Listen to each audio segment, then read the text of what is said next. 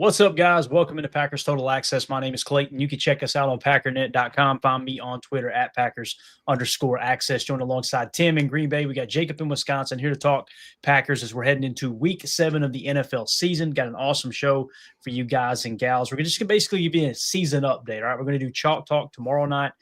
We got 14 plays we're going to break down, so I'm excited about that episode. Got a couple we may show you tonight, but most of that will come tomorrow night. So a season update. We're going to talk about Matthew Golden turning heads right now. Jordan Love just absolutely dominating some specific statistics across the league. And then, of course, we'll jump into the Packers team rankings. We'll talk about where they rank offensively, defensively, both rushing on offense and defense, passing offense and defense, the whole 9 yards. So we'll just kind of give everybody, let's set the stage for these next couple of games. Here is where the Packers ranked. Here's how everything's looking. Before we get into it, though, let's do that YouTube stuff. If you guys don't mind, hit like, hit subscribe. If this is your first time tuning into PTA, welcome. Thank you for making us a part of your day. We're not experts. We're not insiders. We are fans just like you. We're darn sure not media members. We're just in here talking Packers on the daily from a fan's perspective, and the chat really keeps this thing going. If you want to be involved in an interactive Packers show, this is the place for you. So make sure you hit like, subscribe, and click that bell icon so you're notified when we go live. Like right now, we went live earlier today, just did a quick little show talking about a couple things that were on my mind, and it's just fun to jump in here and chat Packers. How we doing, boys? First place in the North, baby. It's feeling pretty good. Hell yeah. Am I crazy, or did YouTube change up the way that the comments are displayed? That's nice, huh? Pretty cool. It looks clean, right? It's actually, I think, well, I don't know if it's YouTube or Stream or, yeah, I imagine it is probably YouTube, but yeah, pretty cool, man. Good stuff.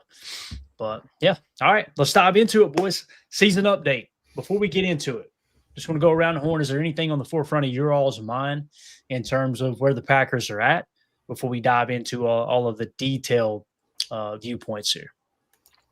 I think all things considered, we're sitting pretty good right now at this point in the season. I was Mr. 4-0 into the bye week, and everything got screwed up for me. And I feel pretty good, though, sitting where we are right now, top of the North.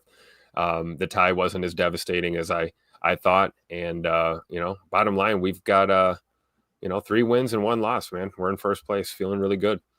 It's pretty wild to think that tie made that big of a difference, right? But that's why I was mind boggled, not at you, Tim, but there were a bunch of fans that were just like, why play for the tie? Go for the win. Go for the win. And it's like, if you went for the win and lost that game, that's a big difference in the standings right now. It really is. So, Jacob, you got anything, Jacob?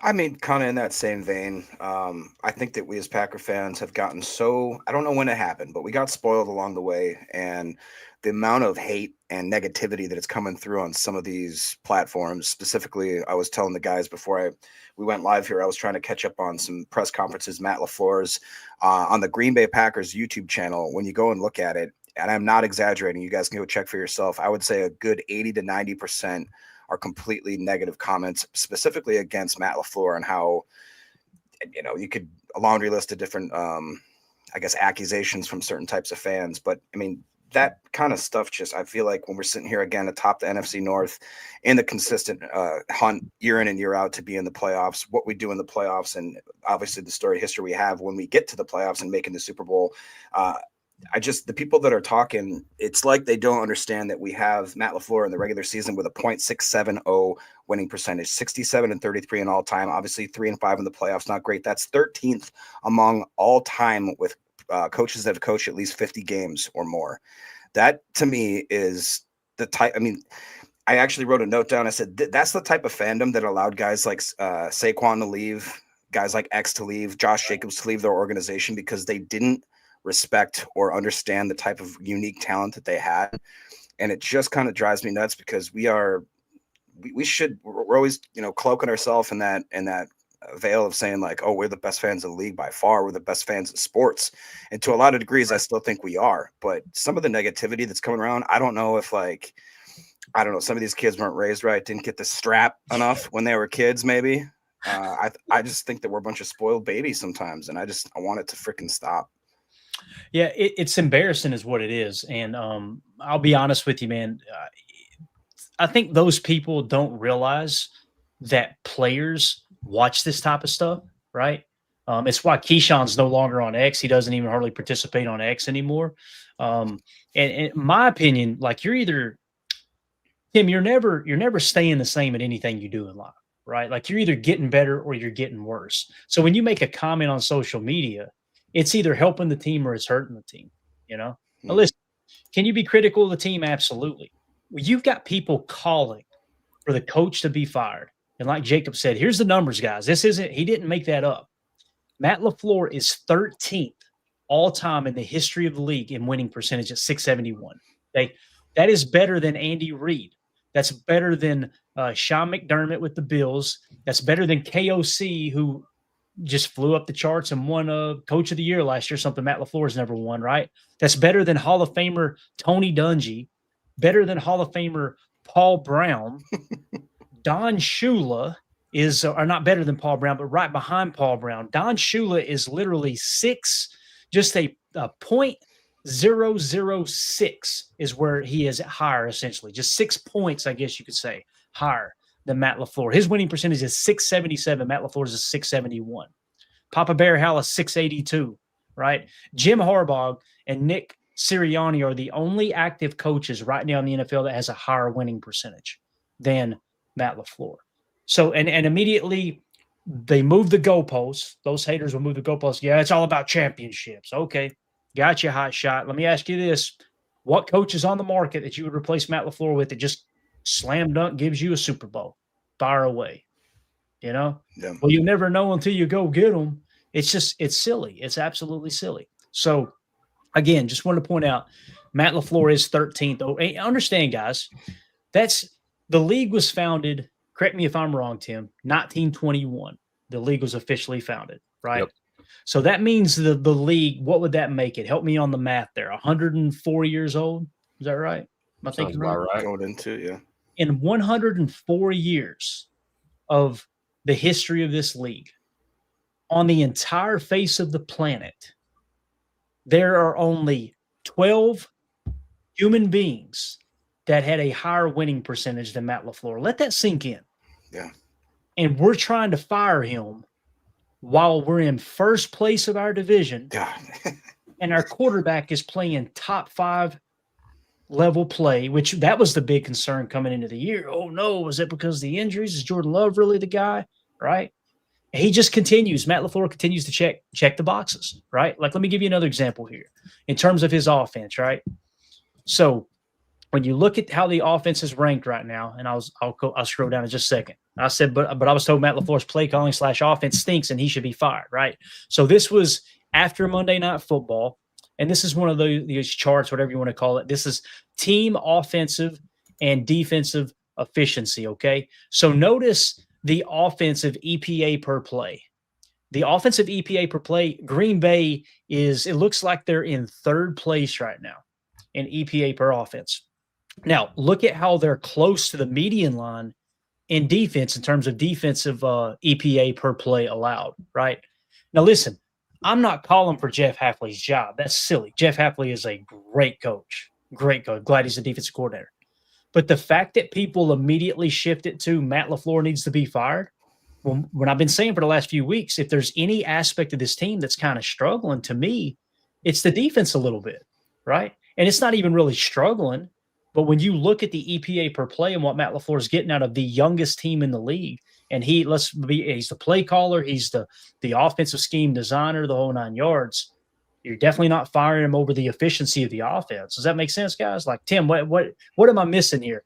If you were to try to put yourself in the mind of one of these people that have convinced themselves, and I wouldn't even be talking about if it was 2 or 3 people. Like Jacob said, there's a bunch of Packer fans that just think Matt LaFleur's a bum. Like, what are we missing here, man? I don't know. I don't want to try and get into that mindset. It's probably difficult. Probably a lot of the same fans that have a problem with Goody as well. Yep. Team that he's been putting together throughout this process. So I don't understand it. I do think that there's a portion of the fan base that tends to look year to year at seasons, as one long movie, for example, rather than, a series of individual matchups and games. And, we want to be 1-0 every week. So I think if you look at it from a bird's eye view, and you're frustrated that we're not beating every opponent 52-10, I can see why you might want to call for someone's job. But I don't want to fan that way, right? We watch this team because we love this team. You know, if you're a fan, you want to cheer your team on. And like Clay was saying, it's okay to be critical. You know, that's where your passion comes in as a fan. You know, if you see it, you got to say it. But it's another thing to, you know, scream and call for someone's job every time there's the slightest bit of adversity. And, you know, really looking at where we are in top of our division right now, I don't know what everyone's upset about, honestly. Yeah. As Jay, I'm trying to think of who this is. Everybody's name changed again, right? I see somebody in the chat just saying, said, "Oh no, YouTube gave my government name." So I don't know why YouTube does that stuff from time to time. But anyway, he said it's the same people who think Rodgers isn't good because he only won one ring. It's so true. That's so Jason. True. Jason. Oh, I was trying to remember who. I was trying to remember too. I know everybody's profile pic, but yeah. Look at this. Turt L. McGirt. Hey, Brambo 09 here. See if you guys could change your name again. I know we went through this before. I don't know what's up with it, but I just wish things would stay the same. Of course, if it were up to me, we'd probably still be riding around on horses and not have vehicles. You know what I mean? I'm that boring dude. Yeah. So, amen. Yeah. Holmes in the chat says much of the hate comes from the clueless national media. No one watches tape. If ESPN says you suck, you suck. Shaking my head. Very well said. Now, let's shift focus to some people outside of these overly negative Packer fans for a minute, right? Fox Sports NFL tweeted this out. Who is the best one-loss team?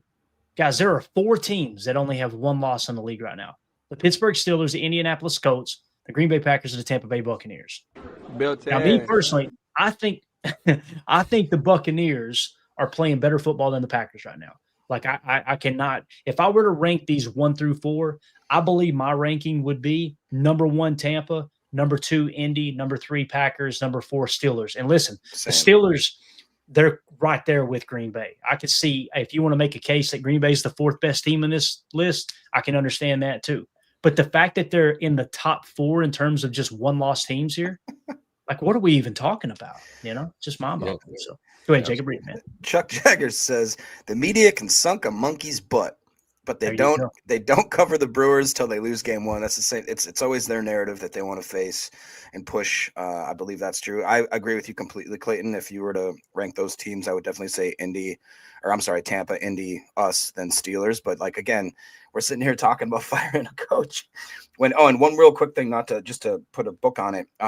In games in December and January, his regular season winning percentage is .774, which would be 2nd of all time. When it counts, when you're going down the stretch, when you need a win, when you need to have like good play, when it's in usually rough weather, especially if you're playing in Green Bay, the guy is absolute money, as well as obviously Jordan Love and Toyotathon during that stretch as well. So, and that's since 2019. So it's not like it's a drop in the bucket. It's just madness, man. Yeah, definitely. Holmes asked a question. Clay, are you considering strength of opponents? I think that's the silliest thing to look at, Holmes. I've been very, very vocal about this, man. Let's say Washington, for example, right? Going into the season, we were all saying Washington was one of the best teams in the league, right? They just lost to the Bears. What's their record? They got 2 wins. So going into the season, everybody was holding Washington up here, right? So that's something that's just constantly changing. Here's what's crazy. We may look up and Washington be below 500 at the halfway point, and then them run the table at the end of the year. And at the halfway point, people will be looking at strength of opponents and going, well, Washington sucks, right? Well, they played Washington. Then at the end of the year, they go on a run and they're one of the strongest teams at the end of the league. You've got to get that polluted mindset out of your head. You've got to lean into any given Sunday, anything can happen in this league. And the worst team is really, really close to the best team. That's just the way it is. There are no bad players. There's good players and there's great players. And the difference between a good player and a great player most of the time is the people that are around him, the teammates that are around him, the coaching staff is around him, and where they fit into the scheme, how they're utilized, what kind of opportunities they get, right? Those are the big difference makers. Like you look at Caleb Williams. Caleb Williams has been cheeks, right, this entire time. Now, all of a sudden, Ben Johnson's turned it around the last 2 or 3 weeks. Now you're seeing, okay, Caleb's starting to protect the football. He's not taking as many sacks. You see them start to turn the season around. Going into the year, people be looking at Chicago like they were hot garbage. Then they turn around and beat the Commanders. So, Pretty wild. Holmes wants to clarify that he wasn't making that argument, just tossing it up as a discussion topic. By the way, what a sweet profile pic that he has right there. Is that Frosty repping the – That is pretty nice right there. Yeah. We got a super chat from the super fan, Mike Hebring. He says, I just hate that Nick Sirianni is ahead of Matt LaFleur. I would agree with that. I Hey, definitely but would you know agree with what? that. Absolutely. You know what, Mike? That's where you got to tip your cap to him, right? That dude has a Super Bowl win, and his winning percentage is through the freaking roof. You know, I understand. I hate it too. Don't get me wrong. And Holmes, though, yeah, I don't mean any disrespect towards you, man. When I said you got to get that out of your mind, I'm kind of speaking in general. Like people have got to stop thinking in that regard. So I'm glad you brought it up because it is something worth mentioning.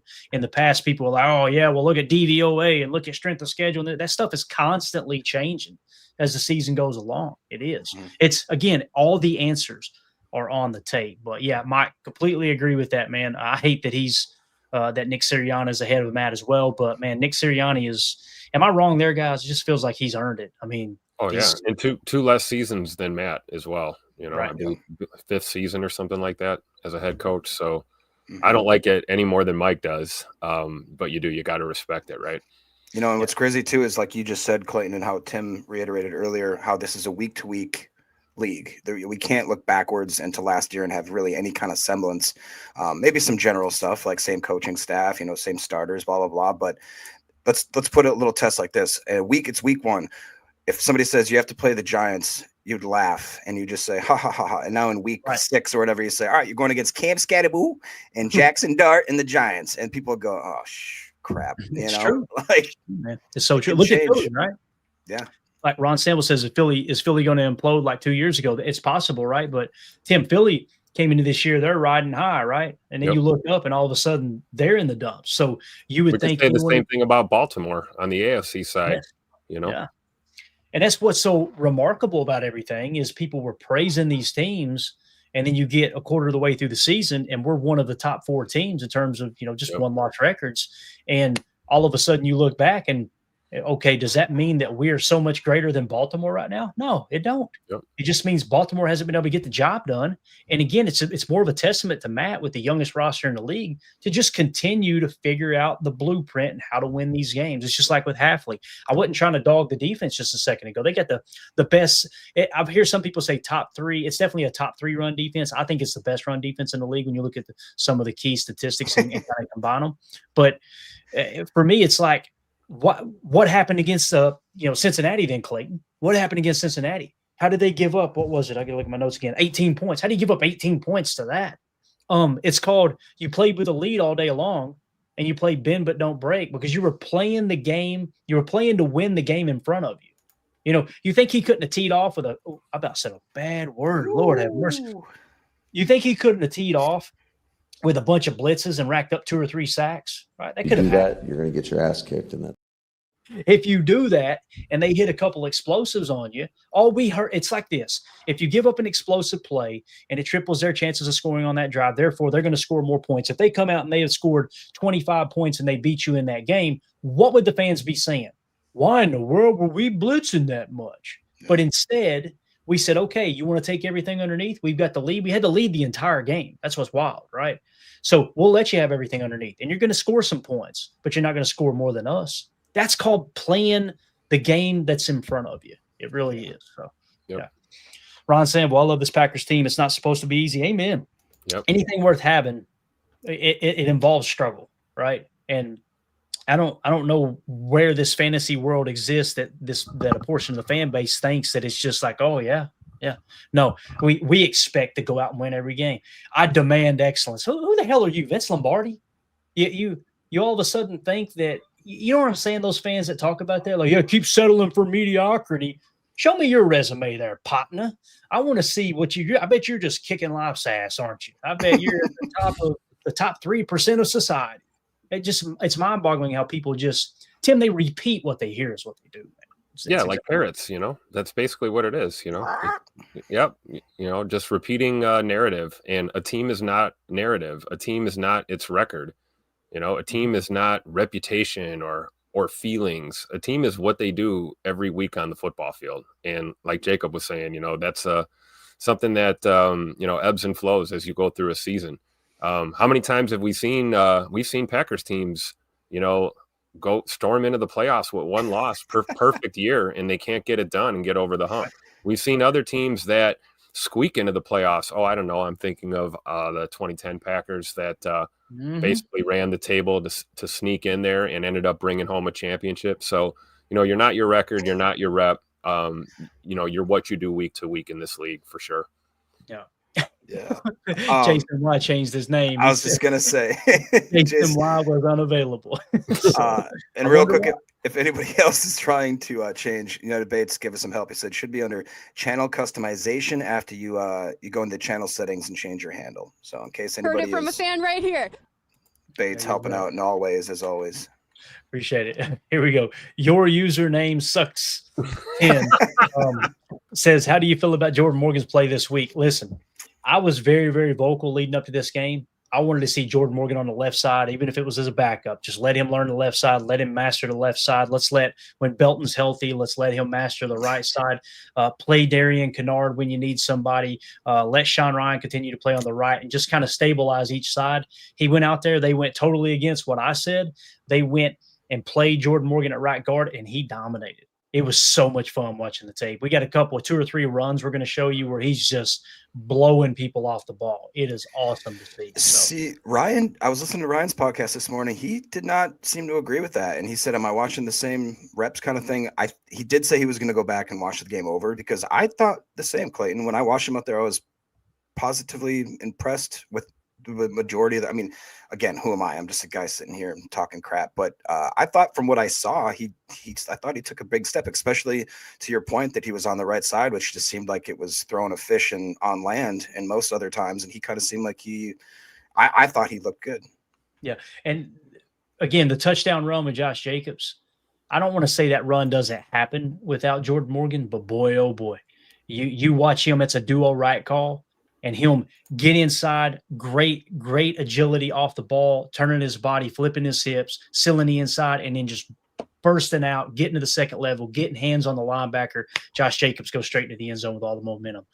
There's a handful of plays like that. I thought Jordan Morgan played good. PFF agreed, if I remember correctly, too. So Fishy thinks as we're doing the tape tonight. We're going to do it tomorrow night, Fishy thinks. We got a couple clips we're going to show you, but we're already falling behind. This is a fun conversation, though, man. I just want to point out here, 57%, all right, NFC North odds according to Kalshi. Is that how y'all say that? Kalshi? Anyway, it's kind of I don't know if it's a gambling site or whatever. They just specialize in the percentages, right? The tendencies and all that stuff. So the Packers are currently in the lead for the NFC North champion odds at 57% over Detroit at 40% currently. So again, I guess Matt LaFleur had nothing to do with that. One last statistic here before we move along to a little bit of Matthew Golden talk and Josh Jacobs talk. Here's another one. Point differential for every NFL team through week 6. So through week 6, the Packers are sitting at a plus 29 point differential. That is what? 1, 2, 3, 4, 5, 6, 7, 8, 9, 10, 11th best in the league. Look at Indy, guys. Plus 78. Is that not insane? That is wild. And again, look at Chicago, minus 15, but somehow they're figuring out how to win games, right? Really, really interesting statistic there. You see Pittsburgh, a lot closer games as well, plus 12 on the point differential. So again, Green Bay is plus 29, just ahead of the Minnesota Vikings and coming in the 11th spot there. So, well, and that's another testament of the conversation we had earlier about how every week, every year is completely different. Because, everybody knew that Indy would come out of the gates, right, being plus 78 or whatever it was in the turnover or in the point margin, especially led by Daniel Jones. Everybody knew that. Yeah. Exactly. So another cool thing that came down the pike here from Fox Sports NFL. Are there any surprises with Greg Auman's Week 6 offensive team of the week? So their offensive team of the week over at Fox NFL was quarterback Drake May, running back Rico Dowdle, along with running back Josh Jacobs, wide receivers George Pickens, Jackson Smith, and Dallas Goedert at tight ends. So Josh Jacobs getting some much needed attention there. Tim, he balled out, man, especially in the passing game. This is just showing the 93 rushing yards and 2 touchdowns. The passing game, he was phenomenal. And I'll show a clip here in a minute when we break down the Jordan Love. Matter of fact, let's wait on it. Yeah. So Josh Jacobs, I think he's very, very, very underrated in the passing game, Tim. Yeah, I mean, if you add all that up, I think he was over 150 in total yards or something like that. Yeah. We'll get the specifics, but and yeah, doing it on the ground too. 93 yards. We'd like to get him over a buck. Every running back wants to be over that century mark every time they hit the field. But 93 yards on the ground, 2 tutters. I mean, that's a great day at the office. And I know for a fact Josh Jacobs is not underappreciated here within this fan base. But when you look league wide, yeah, it feels like maybe he doesn't get the the attention and the respect that he deserves, I think, when it comes to, the bird's eye view fans looking at this. But I'm glad that, he made this list. He's in pretty good company. You see a lot of production here from these guys. But we had a feeling going into this game that Josh was going to have himself a ball game. We've been kind of waiting on that. And we did. We got almost 100 on the ground and 2 tutters. And then to your point, Clayton, highly effective in the pass game. Allowing us to kind of keep the offense moving, even in those tough points of the game when we were kind of hitting the wall. Josh was able to help us out in the passing game. Yeah, he was exactly 150 yards, Tim, if you combine both rushing and receiving. And Jason was saying how Jacobs was mic'd up this past game, and he laughed. Did you guys catch that? Yeah, we talked about that last night. Did you? Every time go to the Packers.com and check it out. Yeah, he's hilarious.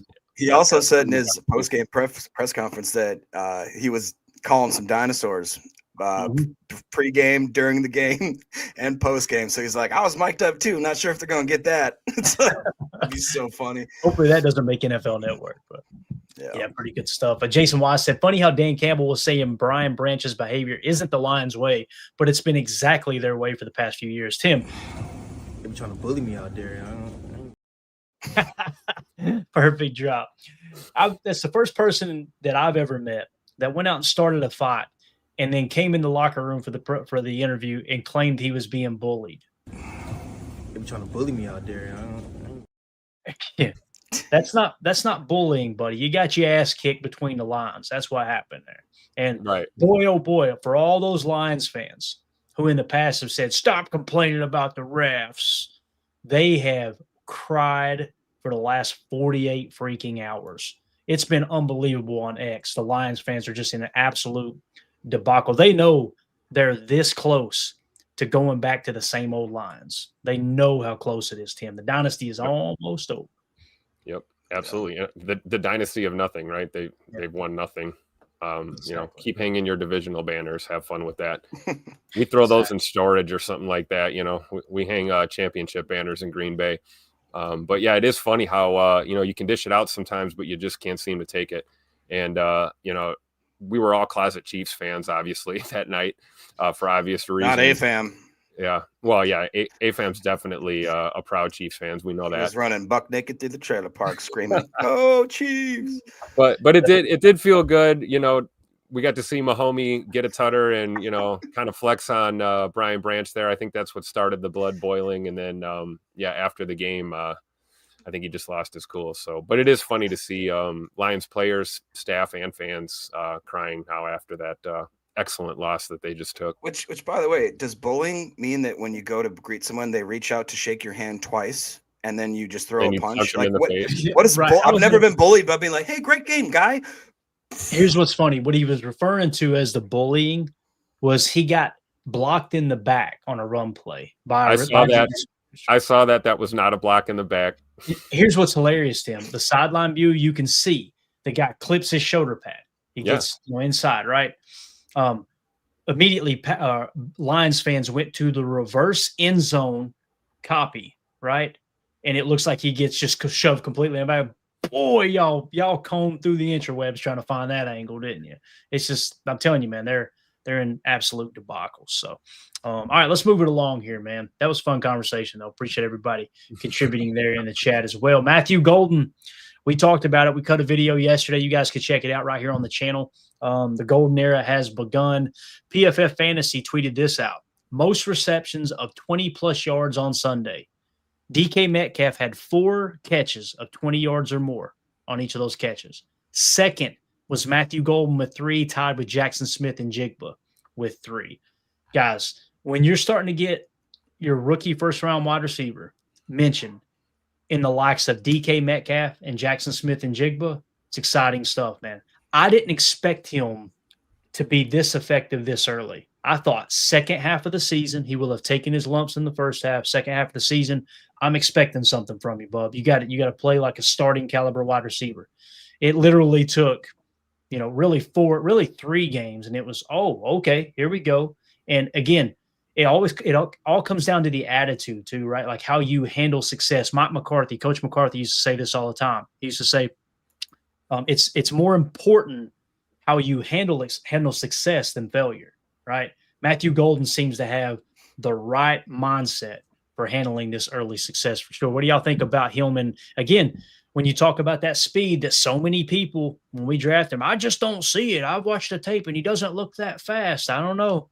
He looked pretty damn fast to me, juking people out of their jocks the other day, and obviously being one of 3 players with this many receptions of 20 yards or more. So, I mean, I think about it this way: we haven't seen nothing yet. I was going to everything we've seen. I mean, we ain't seen nothing yet.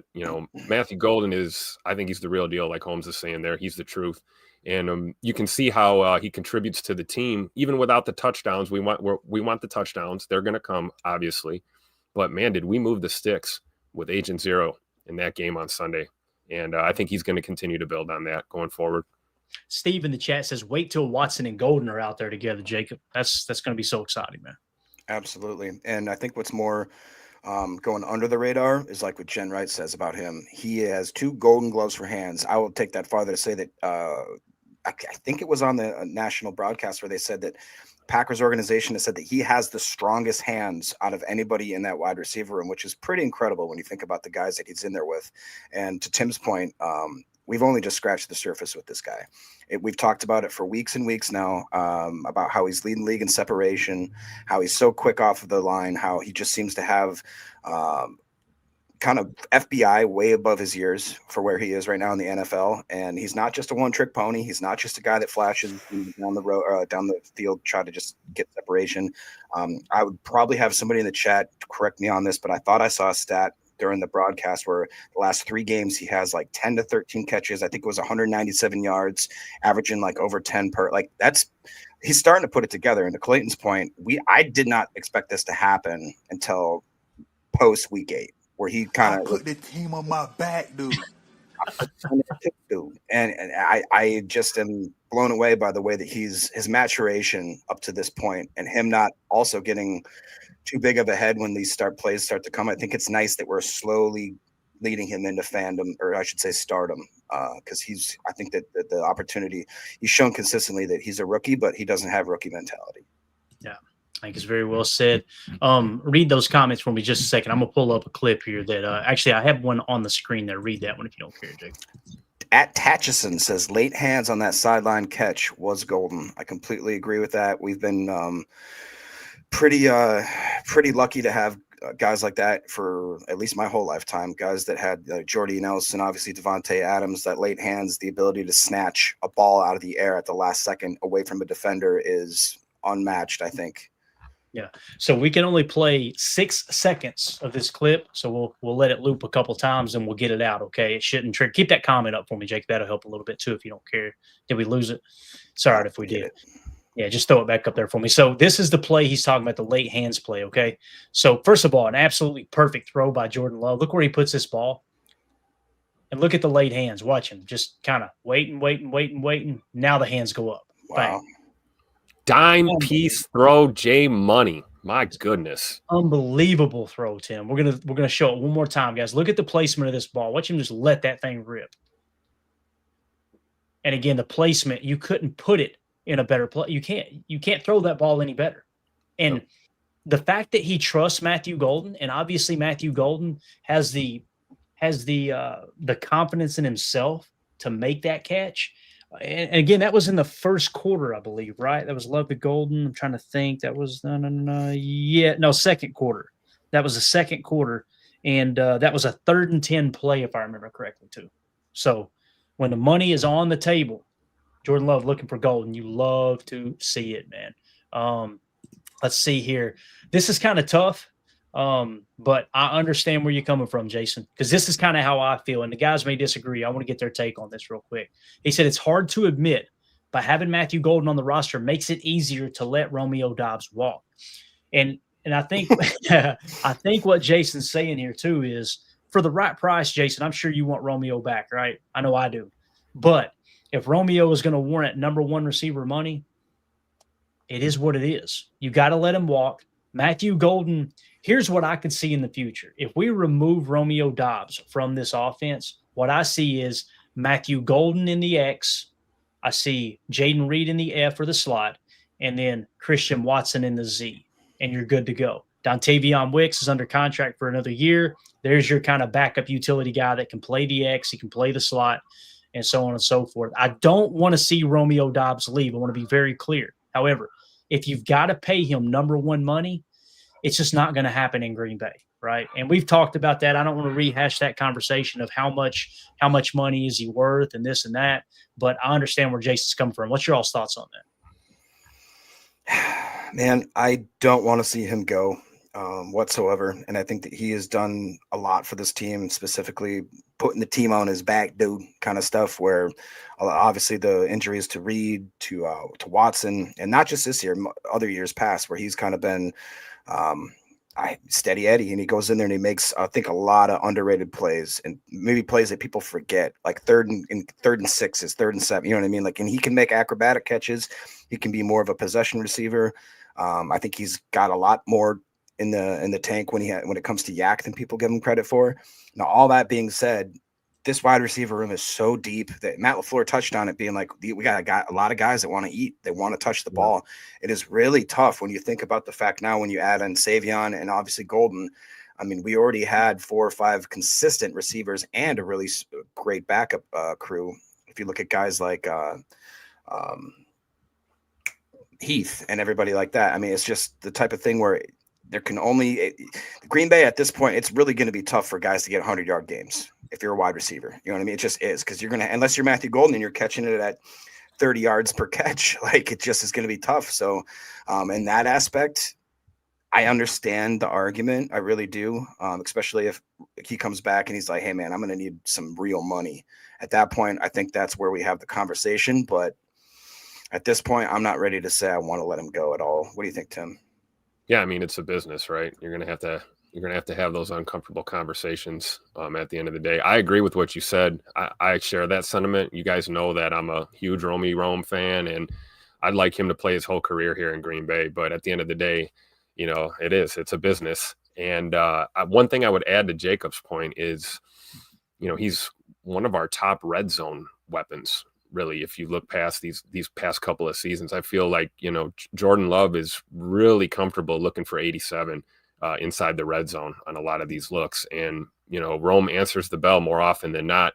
And one of our contested catch masters on this team. And I hate to see him go, but I understand if they have to let him walk, right? Because we can't keep all these guys forever. You know, it'd be nice to have, you know, 200 talented wide receivers on your team every year, but you can't pay them all, you know? Yeah, Joe Pack in the chat says Rome is Love's Cobb. I can understand that. To me, though, it kind of feels like you could see Matthew Golden earning that respect, that trust in Jordan. And you can't keep everybody. That's just the reality. Especially like somebody mentioned in the chat about Tucker. You're going to have to sign Tucker sooner or later, right? If it comes down to you got to choose this player or the other player, if it comes down to Romeo Doubs or Tucker Kraft, I'm going with Tucker Kraft over Romeo Doubs and keeping Matthew Golden. Right now, if you're one of these people that want to keep Romeo, I get it. I understand, man. It seems like he converts on just about every third down. Other than this last game, it was all Matthew Golden on third down. Right? Holmes says, "Not me. Romeo would get 3 years, $45 million from me. I can't listen. I can't argue me and his money, whether he's worth it or not. But I respect the opinion for sure." And Chris Casual Win says the same thing, man. I love Romeo. So, yeah, Romeo's a fan favorite. There's no doubt about it. Back to Matthew Golden, though. Guys, make sure you go vote. If you go to the Packers Twitter page, you'll see it says you need to vote for Matthew Golden for Rookie of the Week. You can click on the image. That'll send you directly to NFL.com. I've already voted about 17 times. So make sure you do your due diligence here, all right? Go vote for Matthew Golden for Rookie of the Week there in the NFC. So how cool is that? I mean, we were talking about this with Edgerrin Cooper last year, right? He won. Yeah. I want to say he won Player of the Week, though, didn't he? Twice, and he won Rookie of the Week, I think, once or twice as well. But yeah, it's it's exciting to see what Matthew Golden is doing for sure, man. Yeah. Go ahead, Jake. No, I was just going to say, Treos was going to ask in regards to Rome, saying who's going to actually pay him wide receiver one money respectfully. That's a good point. Yeah. I don't think anyone will. However, if he hits the open market, I could see someone outbidding the Packers simply because you look at their receiving core. Yeah. You know, you got Matthew Golden, you've got Jaden Reed, right? You got Christian Watson under contract for 2 years. To me, that's the blueprint. That's your 3 starters moving forward. Now, the rumor is they've offered Romeo Doubs a contract, right? So they did offer him a contract, but it's very team friendly. If he accepts a team friendly deal of $10 million per, hell yeah, sign me up. Romeo, you're talking about being 5 and 6 deep, especially if Savion continues to come on, man, with his game. Tim, Savion on returns too is exciting, and I love the fact that Savion and Bo, it seems like they're going to start to get a few more touches on special teams. Now you don't have to worry about Matthew Golden being back there as often, you know. Or Romeo Doubs being back there. We've seen Dobby returning punts for us as well. I don't like that. I don't like that, Jan. Yeah, not a fan of that at all. Yeah, this is going to be interesting, man. It really is, because there's so much talent in this receiver room. And you're absolutely right about Savion Williams. You know, I think Matt's figuring out how to utilize him the best and get him involved. And it's an uphill battle when you're trying to get all of this talent involved in your game plan. You know, regardless of which phase of the game we're talking here, you want to get your guys out there contributing for sure. Yeah, definitely. Trey Russ with the super chat. Thank you, buddy. Says, what do you think a comp would be money/production wise? I don't want to think about it, Trey. And there's no market value comp as it sits right now on Spot Track. Last time I checked, you guys, if it's changed, let me know. That's usually what I go off of. And most of the time, those numbers are a little bit of a low ball. Typically, players will get a little bit more than that. Yeah. But the reason I say I don't even want to think about the comp is because, again, when you try to create a comp for those type of players, every offense is different, right? Every coaching staff looks at receivers a little bit different. Are they more valuable than others? What's the depth look like coming on behind them, right? And we talk about all the time, progress stoppers. You hear that and you think, oh, that means that Romeo Doubs is keeping the Packers from being successful. No, that's not what it means. It means he might be the best choice right now, which I think we would agree with. He probably still is the best choice at receiver, but you're keeping reps away from the young guys who could maybe have a higher ceiling, right? Yeah. Or no ceiling if you're Matthew Golden. Yeah, exactly. You know, another thing to think about too, assuming that there's truth to the rumors that there's an offer on the table. You know, if we look at Goody's track record, we don't tend to make counter offers. We tend to, you know, offer a player a contract. I mean, ask Elton Jenkins how that went this offseason. Mm-hmm. That's a great point, Tim. You know, so I fully expect, Rome's probably going to test the market unless we get some really good news here really soon, and he just takes that offer and remains a Packer. And you can do some, restructuring, maneuvering, other contracts to kind of keep a guy like him around. It's not impossible, but I would not anticipate a counter offer at all, or trying to maybe matching an offer perhaps, but I don't know, Yeah, to kind of put some a little bit of what am I trying to say? So Turt L. McGrath, I still can't get over that. He said MVS got $10 million per when he went to KC. LOL. So that's just another example. Context is what I was trying to say.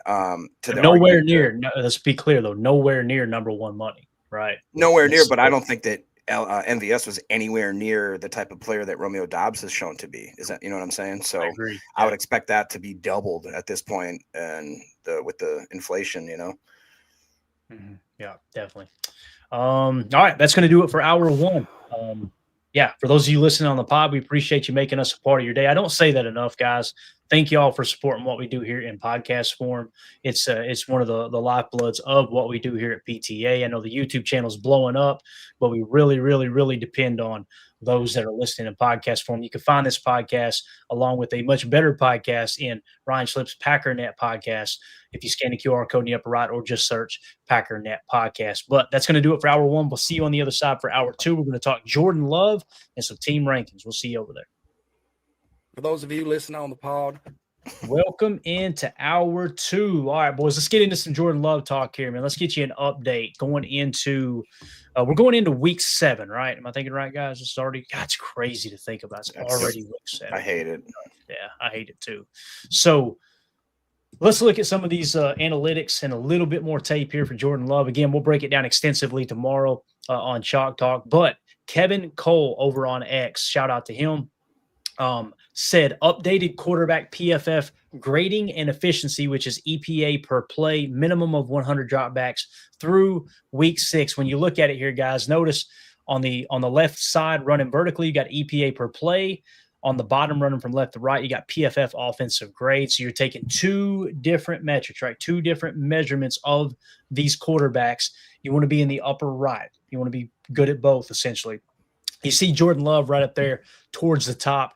If you were to look at this chart and say, okay, which quarterbacks are better, I feel comfortable saying that Sam Darnold and Drake May are playing a little bit better football than Jordan Love right now. However, I want to say Dak Prescott, Josh Allen, Baker Mayfield, those guys playing great football as well. To me right now, Baker Mayfield has the stats. But again, that's why I like EPA per play.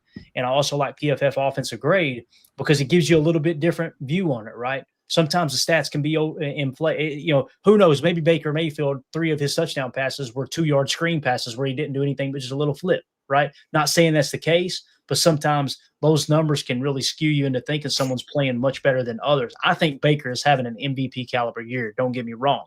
However, when you look at some of the other metrics here, man, Jordan Love is just playing with his hair on fire.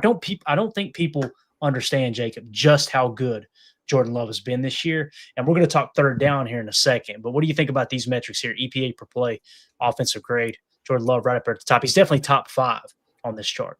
Yeah, absolutely. And it's a shame because I think that if you were to stop maybe like 10 random guys on the street, even if they were all considered NFL fans that follow it pretty consistently, you know what I mean? Like watch every game, watch every week. I don't think that you'd find a lot of people that would put Jordan Love in the top 5 of the rankings. I just don't. And again, to the point of whoever made that comment earlier, a lot of that I believe is driven by the national media. The media decides who the kingmakers they're going to make, the stories they want to cover.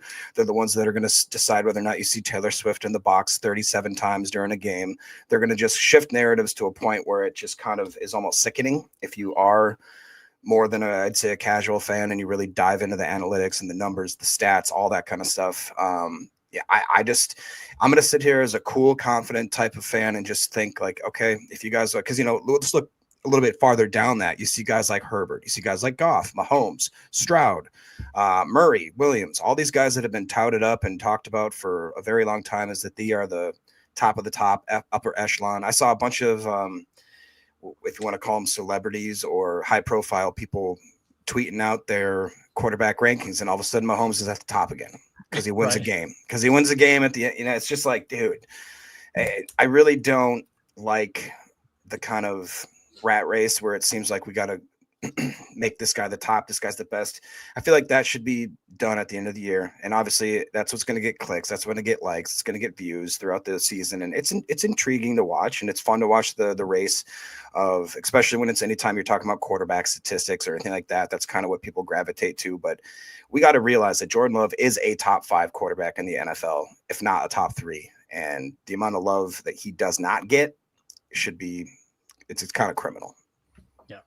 Tim, what do you think about these numbers here, man?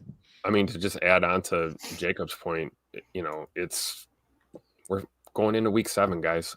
Let's have this conversation in another 3 or 4 or 5 weeks and see where he's at. You know, I don't want to make sweeping judgments at this point in the season. You guys know I've been a J Love stan since day 1, since he was backing up 12. And I think we're going to see that this year, how he finishes this season. He's going to remain at the top of charts like this, you know. Nick McSwain in the chat says people are saying Love is carrying LaFleur and LaFleur is holding Love back. They go hand in hand. They work well, very well together. Again, this is kind of the whole Belichick, Tom Brady conversation, right? The old Tom Brady, Bill Belichick conversation. You ask both of them, they couldn't have done it without each other. Well, Tom Brady did it without him.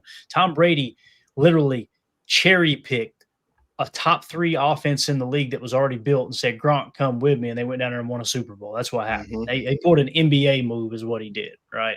So, the people that yeah, still don't understand. Go back to the first 3 Super Bowls they won in New England and tell me Tom Brady was the reason they won. It was Right. bad. He was a young quarterback, and Belichick's defenses were really carrying the load there. So again, I think they go hand in hand as well. I think that was very well said. Let me show you guys a play here. Again, if you're not getting excited about Jordan Love, that's cool, man. People, hey, look, you got your right to fan how you want to fan. The stuff I'm seeing on tape is unbelievable. Once again, I got to be careful here because I don't want the stream to be taken down and then everybody have to hop back in here on a separate stream. But said Jordan Love with an unbelievably clutch throw here while getting drilled in the face. 4th quarter, 3rd and 8, 2:32 to play. So the game is still on the line here, guys, right? 3rd and 8. Watch this play. This is unbelievable. Watch him. Fade back. Going to roll left. Look at this. Watch him take this hit. Wait. Bang. Look at the ball. Nose down. Matthew Golden. You can't throw that ball any better. I mean, that's him rolling to his left. One more time here. Rolling to his left. And watch how he torques his body. That looks just like Aaron Rodgers, dude. That's Unbelievable. crazy. If we go back, again, I want to just get the still frame here when he lets this thing go. Look at that right there. I paused for dramatic effect. Like, that dude is unbelievable. He's playing outside of his mind right now with the placement of these balls, man. Just like Soder's saying here, moving left to throw, with your right hand is extremely difficult to do. And you don't do it if you're not getting those hips right and your legs underneath you the right way. You're moving left, throwing across your body, and leading the guy to the left with the hand. Look at where the hand is on him, guys. Like, I don't even know how he got this pass off. And what's crazy, I'm going to, one more time, we'll probably get in trouble. I don't care.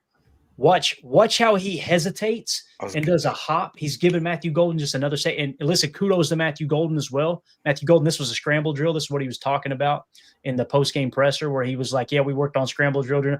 When you start to see this stuff come together, this is Aaron Rodgers, Jordy Nelson type stuff, right? Yeah, Coach Lynn says, look at the footwork right before the throw. Watch his feet. Just focus on his feet right here. Watch him get squared up. Watch this. Bang. Let it go. And that wrist snap is unbelievable, man. And again, look at the placement of the ball. I mean, Matthew Golden didn't have to adjust at all. Look at where that ball's thrown.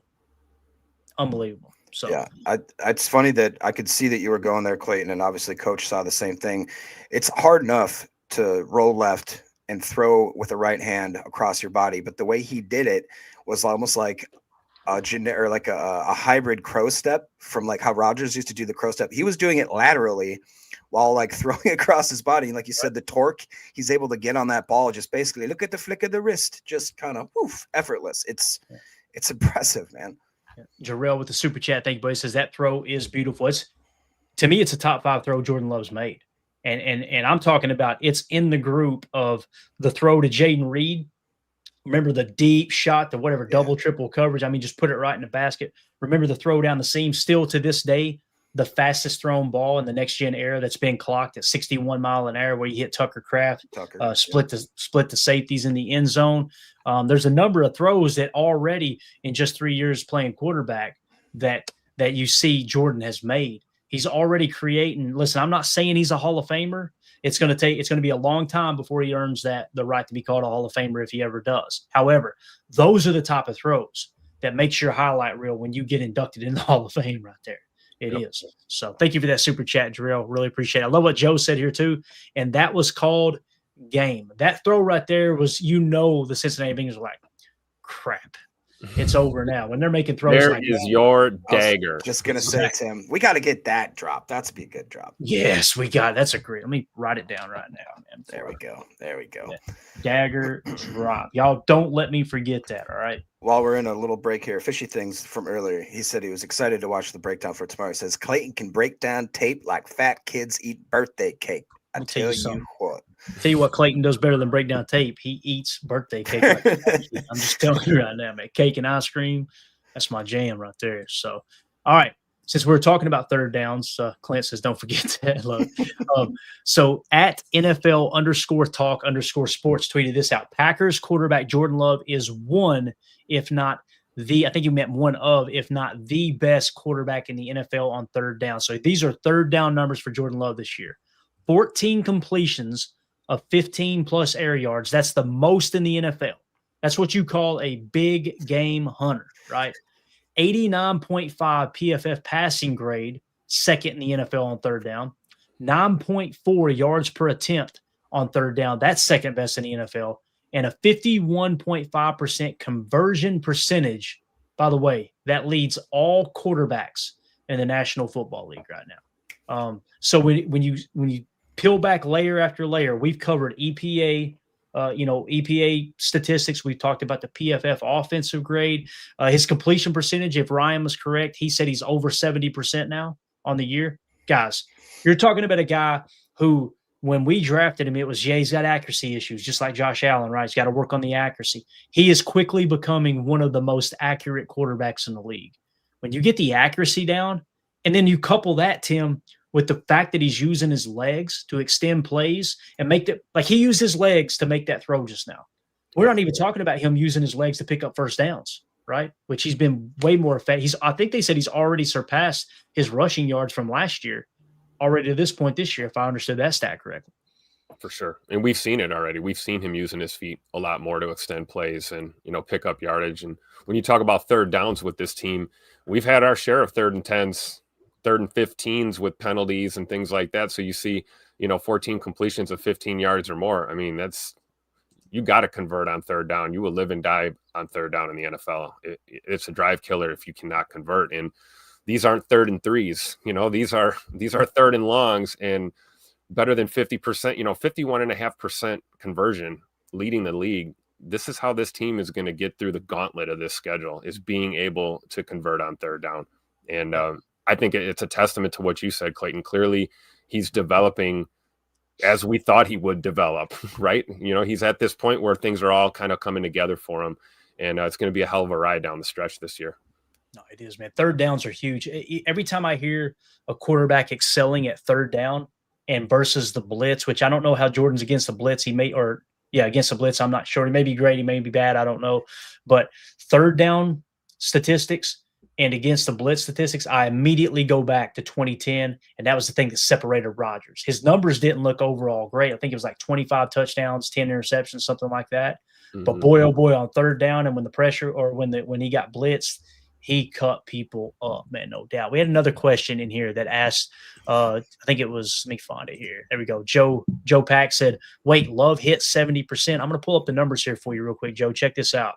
It surprised me, too, when I heard Ryan mention that on the Packernet podcast. I knew he was close, but here you see this is the league leaders in completion percentage. Jared Goff, 75. Drake May, 73. Daniel Jones, 71. Dak Prescott, 71. Lamar Jackson, 71. Much fewer attempts, obviously, only 95 attempts. So if you were to go 100 attempts, you'd knock him off this list for the year. CJ Stroud, 70. Sam Darnold, 70. And yes, Jordan Love is officially 70.1% completion percentage this year. That is officially higher than 65%. 65%. That's what exactly. And here's the important stat, Tim. Some of these guys are dink and dunkers, right? Jordan Love, like we said, he's leading the league or top 3 in the league in yards per attempt. It's what we call a big game hunter. He's looking down the field. You're seeing him throw across his body 30 yards down the field. And some of these guys have a high completion percentage because they're just dinking and dunking. Jared Goff's one of those guys, right? Absolutely. So, yeah, pretty cool, man. I'm sure we could find in here somewhere the air yards. I don't know if it's on this one or not. I'm not going to waste airtime trying to find it. But again, Jordan Love playing really, really good on third down. And obviously this is the most accurate we've seen him in his young career. So the Jordan Love haters that used to be in the chat, you notice you don't see them much anymore, do you, boys? You just don't see them. So getting pretty quiet. It is. We're going to go one more clip, and I hope we don't get dinged. But I tweeted this out. Jordan Love looking a little like 1996 Brett Favre, buying time on this 29-yard gain. All right, this is going to be Jordan Love, okay, to, I think, Josh Jacobs. Once again, we just showed you him rolling to his left and buying time and then squaring up, throwing a dot with pressure in his face, right, 30 yards down the field. Check out this play. Tell me this don't remind you of Favre back in the day when he'd run around in the pocket. Watch this. Gonna step up, scatter a little juke, whoop, and all of a sudden it turns into a 29-yard game. I think it was 29 or 26. Watch this. This right here is the best thing. Look at that. Telling you, man. What we were talking about with Josh Jacobs earlier. earlier in the show, him making himself available like that. I mean, that's kind of scramble drill a little bit too, you know? Mhm. Yep. If you roll it, watch him, Tim. Back to stop, three-step drop. All right, he's already getting pressure on the right side. He's got to step up right here. He's kind of looking to scramble. Notice they got a touch spy going, right? We talk about that all the time. So he wants to go out right, but I guarantee he sees the touch spy. He also sees this defender here. So what's he do? You know what? He's got the huevos. Not a lot of quarterbacks have the huevos to square back up, sit in the pocket. You see that little juke in the pocket? Yep. And now right here, it's just a matter of getting your throwing window over this defender now, who I'm sure is a big body defensive lineman. You know you've got a defender breaking on Jacobs here, and watch him just a little flick of the wrist. Whoop. Boom. He's out the gate. Yeah, absolutely. Special, man. You're Great seeing adjustment something by Jacobs too on that too. Just Yes. kind of bail your quarterback. Like he's making a play, you got to make a play. Both of them together combined, and it's an absolute game changer. Great work by Jordan Morgan there too.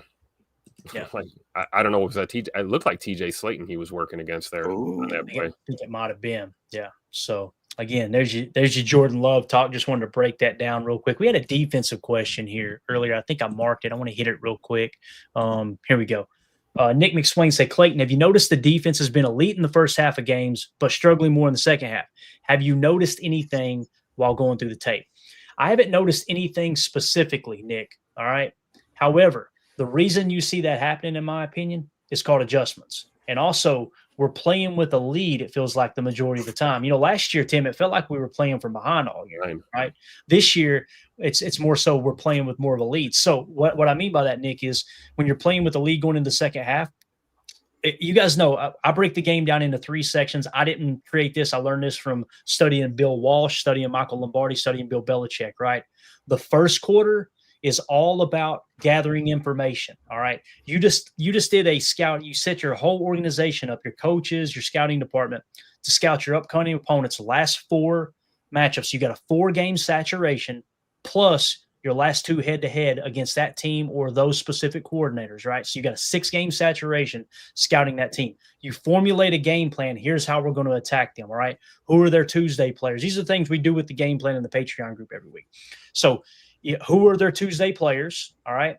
What is it they like to do on offense? What is it like they do on defense in the last 4 games, previous 4 games, and your last 2 head-to-heads? And then you create, okay, here are the passing concepts. Here are the route combinations we're going to use to attack the defense they like to call. How often do they blitz? What packages do they blitz out of? And then you go over to offense or on defense and you're studying their offense. What kind of wide receiver splits? Do they run a lot of nasty splits? Do they go more like a Baylor split, right? When this receiver is 3 yards tighter on a split, what's the percentage chances of that being an outside zone run to that side or the opposite side? You got all these tendencies. All of that goes into the game plan. So you formulate this game plan and you come out in the first quarter and you got to ask yourself by the end of the first quarter, did we get the game plan right? Have they already adjusted? What are they doing? Are we being successful or not? In that case, let's put yourself in Jeff Hafley's shoes for a minute, Nick. First half went great, right? Couldn't win any better. So what do? Do you go out in the second half and change anything? No. You keep going, right? Okay, this is working. When they make the adjustment, this goes to the next part of the game. The second and third quarter are about 2 things. It's about adjusting to the game plan. How have they adjusted and how do you adjust to their adjustments, and controlling the middle lane? Those are your 2 ultimate goals in the second to third quarters. Okay, first quarter, gather information. Second to third quarter is adjusting and controlling the middle lane. And then the fourth quarter is a standalone game. Okay, what that means is forget everything that's happened in the game. The fourth quarter is, where are we at now after all the adjustments? Let's treat this fourth quarter like it's its own game. Forget what's worked and what hasn't worked up to this point.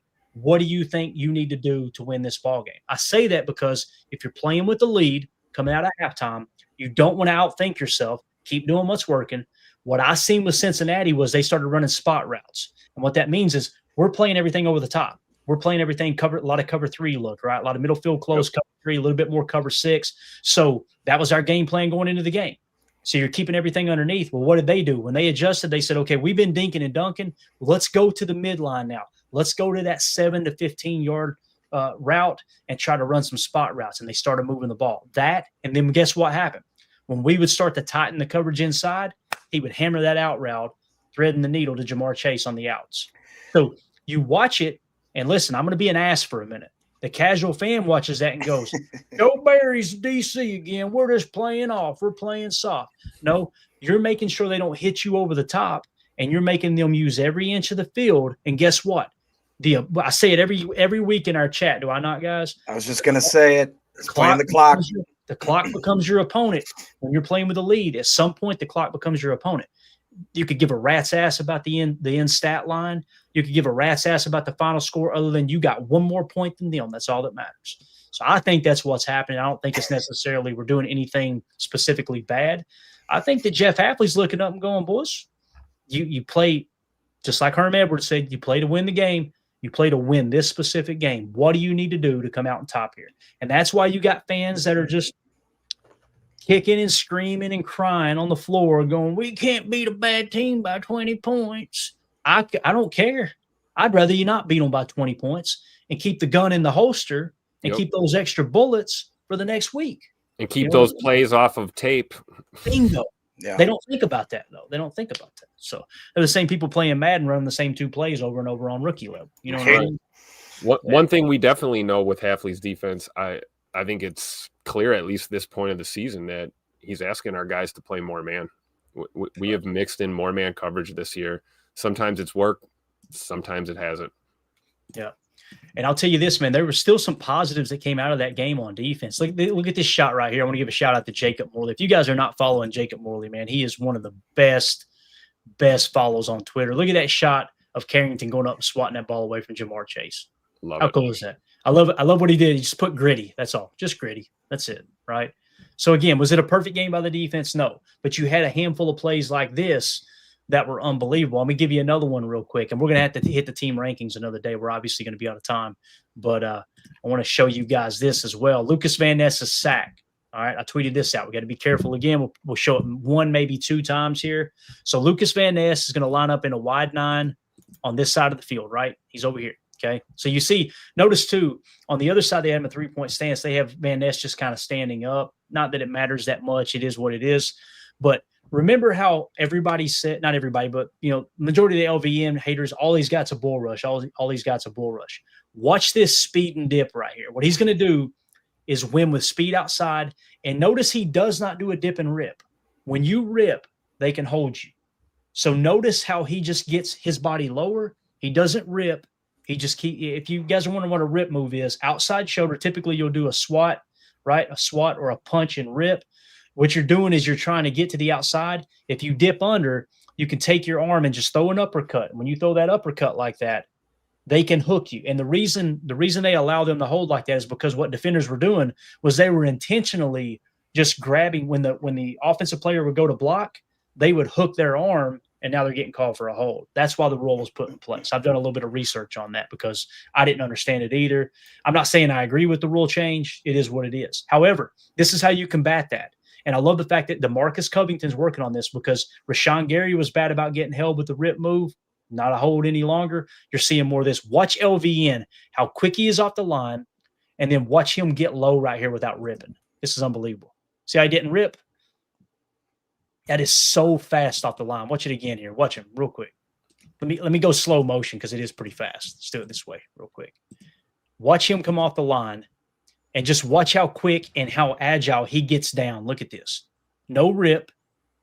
See how he's under, but he didn't rip up. I'm telling you, what he has now outside of his bull rush, LVN now has a speed and dip move. Smoking left tackles like lung darts, baby. Like, that's the thing coming out. He's not supposed to have that type of bend, right? Right. He is just a stick figure that can rush and push you basically back into the quarterback. And I agree with you, Clayton. That is pretty encouraging to see.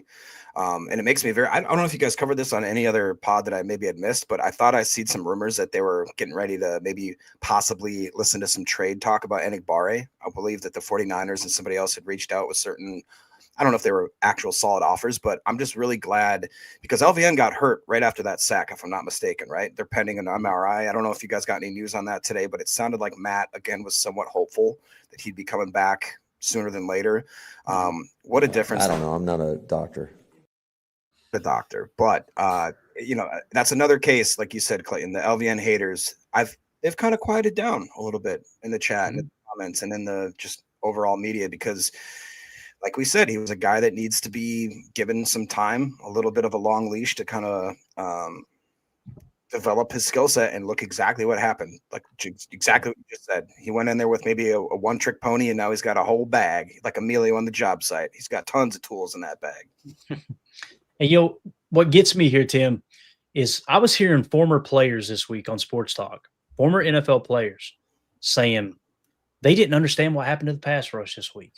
How do you not get pressure, right? It's like, what do you want them to do? They want a sack every time, every single time. If it's not a sack, if they're not trying to sack the quarterback, that they're upset. That's that type of fan right there. And the thing that got me, and again, these are former players. The thing that got me was it was just the most random comments, and it was just, yeah, you got to win your one-on-ones. They're not winning their one-on-ones, and I literally said out loud listening. And I said to myself, "You didn't watch the tape. You think that every fan is listening to you on the radio and that they don't watch the tape, so therefore you can just speak out your ass and they won't check. If you watch that game, what you seen was the ball coming out like that. It was like 2.38 seconds was his average time to throw, which is insane. And there was one play, and Ryan talked about it. Warren Brinson comes untouched in the A-gap, untouched, and the ball still gets out. What do you expect Warren Brinson to do there? He can't listen. He can't hit a damn time warp, right?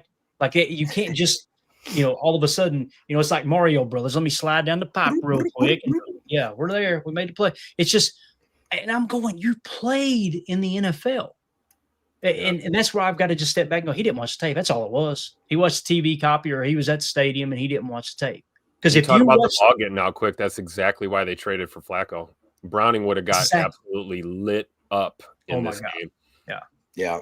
So, and again, why? Okay, well, why is it open underneath? We just told you why it was open underneath. You're protecting against the shot plays. We're going to jump out to an early lead, and sooner or later, you're going to have to start going down the field and taking shots, right? Or you're going to run out of time. And in their case, they ran out of time. It's that simple. But when you look at the defensive numbers here, here's Holmes in the chat. No one has the discipline to watch tape. That's why their expectations will never make sense. It's so true. It's so true. And I was there at one point.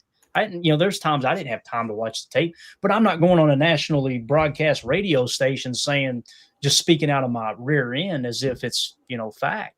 Just crazy.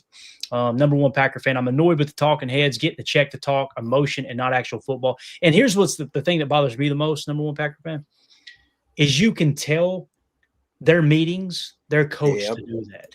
They're coached to do that. It's just like, Tim, if anybody knows, and I don't want to speak too much because I don't, once you're, whatever, it is what it is. Tim has experience. Tim knows how that game is played, and that's why he just made that face. And I'll just leave it at that. So. Tim's seen how the sausage is made. Anyway. Exactly. Nobody's listening. So when you're talking about yards per play allowed, the Packers are number 2 in the league right now on defense at 4.4 yards per play allowed. Only Denver is better at a 4.3. So the overall defense, again, yards per play. I believe that was yards. Or I'm sorry, no, points. Was it points per play? Let me make sure I got that right. I could have told you the wrong one here. Hold on just a second. Let me just make sure that we're in the right spot. That might have been scoring defense. Let's see. Was it scoring defense? Nope. It was yards per play, overall yards per play. So let's go with scoring defense. Let's start there real quick. I apologize. Scoring defense, Green Bay is 8th in the league right now at 0.323 points per play allowed. So you're officially a top 10 defense, right? Far cry from when we played Dallas, where people were making it sound like this defense all of a sudden was just hot garbage and forgot how to play, right? They're just fine. The defense is going to be just fine. So that was your total scoring defense. Now let's go to total defense, opponent yards per play. Again, Green Bay is 2nd in the league at 4.4 yards per play. Guys, that is freaking phenomenal. Phenomenal. And when you look at, like, say, the Lions, right? The Lions are who we're competing against in the North. Look at where the Lions are at here. Boy, they nailing me with these ads. My goodness. Where are the Lions at? Am I overlooking 12th at 5.3? Who do you think has the upper hand on defense right now? Right? Yeah. So, and again, the Bears are kind of hot, Tim, right? They're kind of hot right now. Where are they ranked? Look at their defense. Dead last at 6.5 yards. Such a good shot. 6.5 yards per play allowed. Now, that's not the only metric that matters, but it's pretty darn important. All right, let's go to rushing defense real quick. Opponent yards per rush attempt. I don't know why they keep showing it. It cracks up every time I see his face, too. Yards per rush attempt. Now, I feel like this is the most important statistic when it comes to run defense. Some people look at yards, rushing yards per game allowed. I think we're number one in it. I could care less about that. That number can be skewed dramatically. I want to know when the team chooses to run the football, how many yards do we typically give up? We're fourth in the league right now at 3.6 yards per carry allowed. The only team better than us is New England. Mike Vrabel turned that defense around quick up there, boy. Seattle, and then, of course, Cleveland, who I know when we lost that game, the haters were trying to convince us that the Cleveland Browns were just a horrible football team, right? They still have the number one rush defense in the league. Now, let's see if we can find Detroit. They're 10th, a little bit better, right? So they're a little bit better at stopping the run than they are just overall defense. Again, if we go down, though, and look at Chicago, 31st in rushing yards per attempt, boys. Chicago. Yeah. Get ready to go. So Ben Johnson, I got to tip my cap to him. The fact that he's won, 3 games in a row, and their defense is that bad, pretty darn impressive. Tells you he's checking the boxes of being a great head coach. It bothers me to say that, but again, if you see it, you got to say it. I think this Matt LaFleur-Ben Johnson rivalry is going to be around for a long time. So there's your rushing defense, and I can come back to these in a minute, guys. I want to get your all's take. I'm just going to run through them real quick. Passing defense, the last one I want to hit. Yards per pass attempt.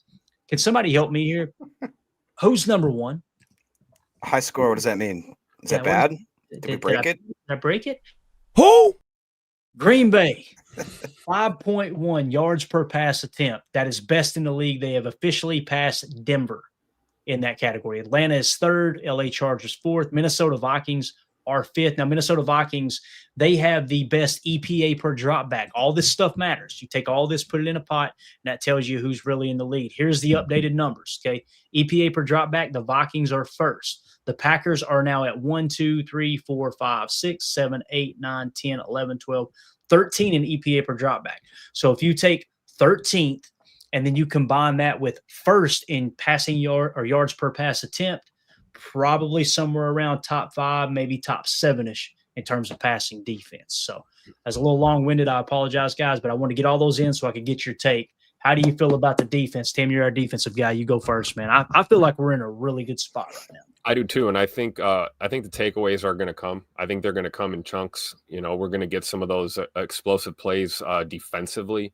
Coach Covington is really a hands-on, one-on-one type of guy when he needs to be with these players, and I don't think anyone doesn't get the attention they need as they're developing in this scheme. And I've seen Hafley really just let Coach Covington and Coach Ogabasi and the Ball King just work with this group and allow these guys to get better throughout the season. And I think we're seeing it slowly but surely because, like I say, that gauntlet really after week 9, week 10, you got Philly coming to town in November.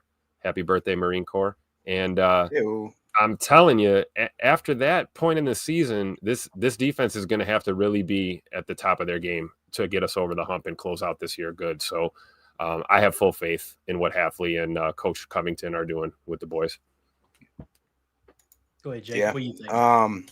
First off, Bates giving a little love. Hoorah, going on to the Marines there. I love that. This is another stat where I think a lot of Packer fans would be blindsided, get hit across the face with it while they're talking a bunch of smack. This defense, I hate saying it. Would you agree, Clayton, that it's a bend but don't break style philosophy, and everybody hates that phrase because of the taste that is left in their mouth from Joe Barry? What you got to do when you're playing with a lead all the time, right? Well, and It's I was true, going to right? say that's the point is that people aren't even thinking about the fact that I think LaFleur said another stat in his press conference that we're like the top defense in the first quarter, slightly a little worse in the second quarter. And then I think it was out of like 120 points that we had scored against us, 80 of them have happened in late third and fourth quarter, which obviously that's not ideal. That's not something that I want to hang my hat on and say, well, we're good at the beginning of the games. What that means is they're making adjustments. And I think that if there's any criticism that maybe needs to be labeled towards, if it's Hafley or the defense in general, is that they seem to be making adjustments to what we're doing. And maybe we're not adjusting in the correct time. But again, you have to take in the same argument to which Tim just said is we're playing with a lead. Right. We're not trying to go out there and, be a little reckless. We're trying to play calculated football, and if sometimes they want to, I hate the moniker of saying like, well, we're playing to lose or they're playing to tie or all this kind of stuff. No, they're just playing smart football. You can't go out there and be reckless. Like we've seen that before. And what would happen if we go out there and start throwing bombs and chucking stupid, reverses and end arounds, which don't get me wrong. Sometimes I don't like certain play calls in certain situations that Matt does, but I would argue that he doesn't necessarily play reckless to the point where it jeopardizes those leads. Does it happen sometimes? That's football, man. It's the NFL. People are going to be able to score and come back on you. All that being said, I'm pretty over the moon. The one other thing I will say is that I think some of the stuff we talked about in the postgame show of saying like, hey, Matt LaFleur needs to literally address either the media or do a public statement of saying somebody's got to tell these refs that Parsons is getting held to a point where it's becoming almost a joke. And I believe I heard a few different reporters yesterday bring that up in the press conference, and Matt didn't poo-poo it. He basically said, yeah, you're right. It's tough when it's blatant. He went on to say that to be fair, sometimes when we see that same kind of stuff on our side, we're happy when there's a no call. But, I think that Matt's being a little more generous, honestly, than I would be at that point, because it's like you can pick out of however many pass snaps, pass rushes that Micah has. I would say that there's over 50% where he's getting blatantly either held. What do you think about that? Yeah, I got some advice for y'all. Take 2 weeks off, then quit. For me, there's two ways you handle this, right? You send the tape in every week going, you missed this, you missed this, you missed this, you missed this. You don't do it in the media. That pisses them off. That'll get you fined. It's actually against the rules to talk bad about the officials in the media. But you send the tape into them, the correction tape, going, you guys missed a ton of calls. And then you go into your practice and you tell your guys, they're not calling it right now. You hold like a son of a gun. I showed you guys one play just a second ago. You could see the right tackle was holding for us, right? So I think that's what when Matt made that comment, Jacob, that's why I grinned when you said it. Matt was just like, yeah, we're getting away with some too.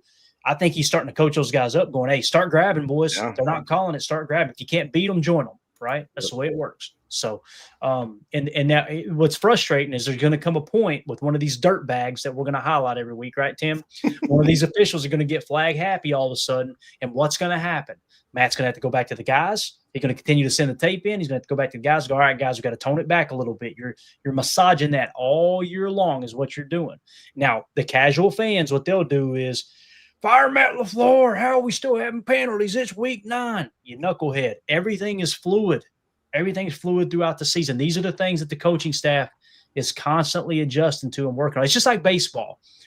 When you go to a game in baseball, and listen, they may change it. They may change the strike zone where it's just laser.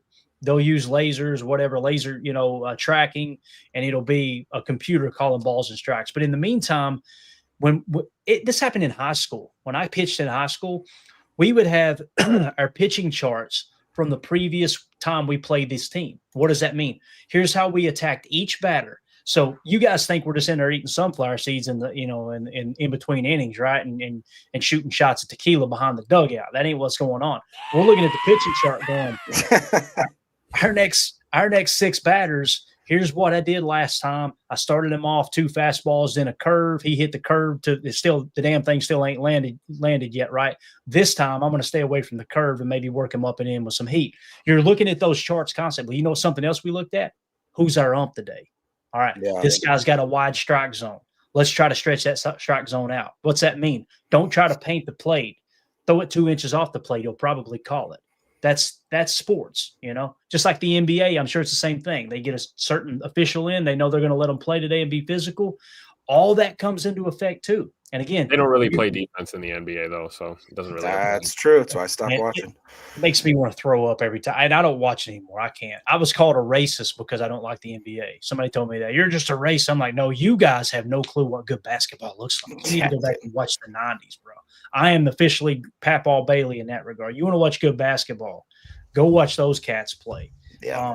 Today is just hot garbage, man. It ain't got a damn thing to do with the color of somebody's skin. That's just the silliest thing I've ever heard. What do you think about Coach Lynn's comment here? I really thought it makes a lot of sense. He says the officials get graded every game, make it public. That's me like a PFF for officials, and we wouldn't even have to. The coaches wouldn't have to say nothing. All you'd have to do is go and look at the statistics and the tendencies and just say, okay. And then the NFL quietly says, hey, bro, what are you doing? You're calling Right. ridiculous offsided type of plays over here with these certain penalties, I think that'd be a great step in the right start there. But I tell you something else too. People have said you need full-time officials. They are full-time officials, right? We've kind of talked about this, right? I mean, this is what they do. They may have other stuff on the side, so they say, oh, they're not full-time. What I would do is increase the pay and incentivize getting the call right. Meaning, hey guys, whoever grades out the highest, the most correct on your calls, you're going to get paid the most. Well, I'm telling you, man, production base fixes everything. Oh, yeah. It fixes everything. Now, Pay that man his money. now, let me say this, and I'm going to be a little bit conspiratorial here, okay? I personally think the league wants the flexibility of having bad calls. Ding, ding, ding, ding, ding. I'm going to leave it at that. I ain't going to leave it at that. I'm going to go in a little deeper. What I mean by that is if there's two things that happen when officials miss calls, right? First of all, if there's that flexibility of allowing the challenge, how many times have you guys seen a challenge flag thrown or a play get challenged, a call get challenged, and you go, oh, you watch the replay on TV at home and you're like, oh, yeah, that's getting reversed, and they don't reverse it. You're like, right? They want the ability to be able to have the final say. That's just my personal opinion. That, and there was something else I was going with there too. Gosh, I've already forgot now. But they want, the other thing is, what are we doing right now? We're talking about it. Exactly.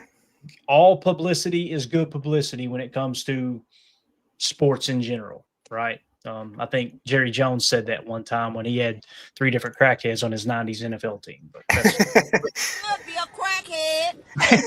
Tim was on fire You today. got on to the wrong stuff. Oh, wow.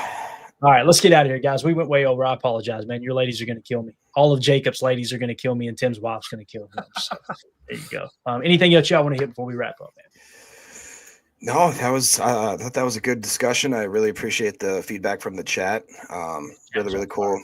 Brewers are winning 1-0. So for all of y'all that are waiting for this to get over, so you can go watch the Brew Crew, go ahead and cheer them on. And yeah, let's do it. I want the Brewers to win. It's 1-1. I jinxed it. Damn it, Jacob. I want the Brewers to win, but I just wish they could play all the games right now and get it over with. You know what I mean? Let's just get beyond this. Let's get on. So I want it to be just nothing but football season. Baseball was my first love, but boy, football stole that away. I'm telling you, I fell in love with football probably about my sophomore year in high school. I was like, this is just unbelievable. So somebody said it best one time. They said, baseball is America's pastime, but football is America's passion. And I think that's just it's so true, man. So yeah, I would agree with that for sure. Tim, tell them about this awesome charity that we've linked up with, man. Yeah, we hooked up with Operation Horses Heal. You can go to operationhorsesheal.org/how can I help if you guys want to help support this, doing great things for veterans out there. You know, that is something we're all very passionate about, is giving back to those who give us so much so we can sit here and talk football with you guys, you know. And they do some really good work. Shout out to Rachel and her husband Rooster out there in Westboro, Wisconsin. We're trying to raise some funds so they can get a truck and trailer to help transport these horses directly to veterans and their families at special events, so that these veterans can go on their own self-guided healing journey.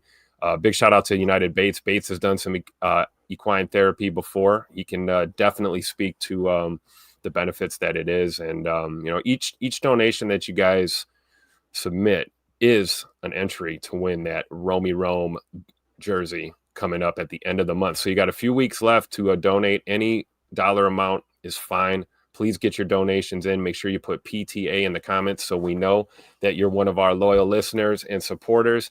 And you can donate as many times as you want. Each donation is one entry to win that autographed white away Romy Rome jersey, courtesy of Packer Fan Total Access. And of course, Clayton and Mandy being so gracious to get us hooked up with that. Yeah, no, it's an honor to partner up with them over there. And again, if you guys don't know about equine therapy, man, check it out. I had never heard of it. And Tim brought this charity to me and was like, hey, man, what do you think about promoting this? It sounds good. I did a little research. I was like, this is awesome. This is really, really cool, man. You guys know, not to get too deep, but the pharmaceutical world that we live in has tormented my family for decades, right? I mean, it's flipped it upside down. I've been pretty vocal about that in the past, overdoses, things like that, friends, family, the whole 9 yards. To find a portion of therapy, especially for the veterans. Well, it doesn't get more natural than having them kind of bond with horses and get out and, get some fresh air and do. It's a really, really, really cool setup that they've got. So I think it's awesome. And again, thank you for bringing that to my attention, Tim. All right, that's it, guys. We're out of here. Appreciate y'all so much. Also to our Patreon group, patreon.com/Packer Fan Total Access. Got a bunch of people joining. Appreciate y'all supporting the show in that regard.